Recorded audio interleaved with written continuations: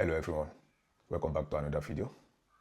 Please don't forget to subscribe, like the video and turn on the notification so you never miss a lesson. We have another question here to solve. The question is saying calculate the value of the following expression given that x equals to 6 and y equals to 2. And we now have equation 4x over 8y plus 8 equals to dash. So we have, let's get started. Solution.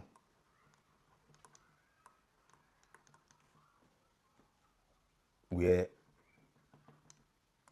x equals to 6, y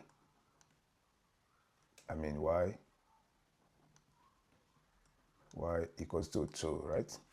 And we have the equation 4x, everything over 8y plus 8 equals to, so we are looking for answer. What the question is telling you, they've already given us the value of x and they've already given us the value of y. What you need to do is to substitute wherever you see y and wherever you see x. We have 4 into brackets. What's the value of x? Is 6 over 8. What's the value of y? Is 2 plus 8. So we have, now let's now multiply. Multiply is the same thing as open the brackets. When you open the bracket, take 4 to multiply 6. What do you have left? So we have 24. 4 times 6, 24. 24.